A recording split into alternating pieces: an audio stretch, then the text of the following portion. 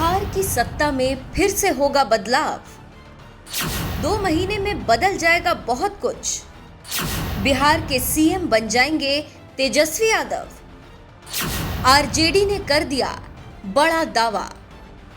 बिहार में इन दिनों किसी न किसी वजह से सियासत गर्मा जाती है। कोई ना कोई नेता कुछ ऐसा बयान दे ही देता है जिससे सवाल उठने लगते हैं। यानी मान के चलिए कि बिहार में राजनीतिक गलियारों में शोर हमेशा रहता है, वो कभी सूनी नहीं रहती।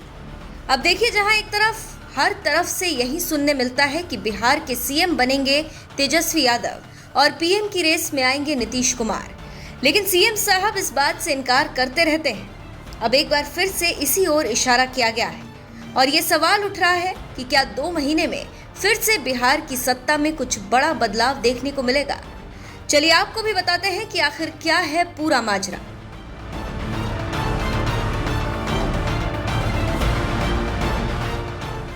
दरअसल सीएम पीएम का मुद्दा थम गया था, लेकिन एक बार फिर से ये मुद्दा उठ गया है, जहां आरजेडी विधायक के बयान ने खलबली मचा दी है। बता दें, किशनगंज से आरजेडी विधायक इजहार अस्वी ने तेजस्वी यादव को लेकर एक बयान दिया जिसने बिहार की सियासत में कई सवाल उठा दिए। उन्होंने कहा है, बिहार के डिप्टी सीएम तेजस्वी यादव मुख्यमंत्री बनेंगे। उन्होंने आगे कहा कि बिहार के लोग इसे चाहते हैं और मुझे लगता है कि राज्य के अधिकांश नेता इसके लिए तैयार हैं, लेकिन कुछ औपचारिकताएं हैं, शायद इसमें 1 या 2 महीने लगेंगे। बिल्कुल बिल्कुल बिहार की जनता देखना चाहते हैं और बिहार का नेता भी हम समझते हैं लगभग सब लोग तैयार है, लेकिन कुछ फॉर्मेलिटी है, उसको निभाने के लिए हो सकता है 1-2 महीना लेट हो, लेकिन ये तेजस्वी जी सरकार, तेजस्वी कुर्सी पर बैठेंगे सीएम का और बिहार का मुख्यमंत्री बनेंगे।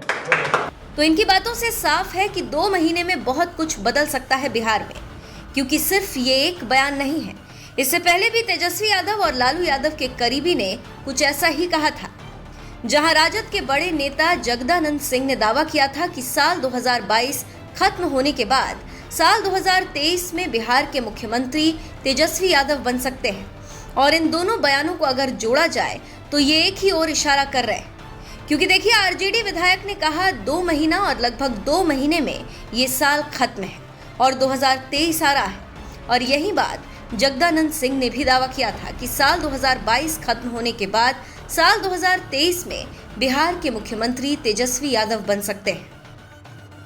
वहीं आपको ये भी बता दें कि चर्चा ये भी थी कि राजद का हमेशा ये प्लान था, क्योंकि अब जब सत्ता में राजद आ गई है तो तैयारी यह है कि पीएम के दावेदार नीतीश कुमार बन जाएं और बिहार को संभालें तेजस्वी यादव। इसको लेकर भी राजद की तरफ से बयान आ चुका है, जहां जगदानंद सिंह ने एक बार कहा भी था, हमें लगता है कि 2022 बीतने के बाद 2023 में नीतीश देश की लड़ाई लड़ेंगे और बिहार के भविष्य की लड़ाई तेजस्वी यादव के हाथ में सौंप देंगे। इसके अलावा राजद सुप्रीमो लालू यादव ने भी इशारा किया था और कहा था 2022 में मोदी को हटाना है। हालांकि सीएम नीतीश हमेशा इस बात से इनकार करते आए हैं कि ऐसा कुछ भी नहीं है, लेकिन उनके पास के लोगों का इशारा इसी ओर रहा है। खैर, चलिए अंत में आपको आरजेडी विधायक इजहार अस्वी का पूरा बयान सुनाते हैं। बिल्कुल बिल्कुल बिहार की जनता देखना चाहते हैं और बिहार का नेता भी हम समझते हैं लगभग सब लोग तैयार है, लेकिन कुछ फॉर्मेलिटी है, उसको निभाने के लिए हो सकता है 1-2 महीना लेट हो, लेकिन ये तेजस्वी जी सरकार, तेजस्वी कुर्सी पर बैठेंगे सीएम का और बिहार का मुख्यमंत्री बनेंगे।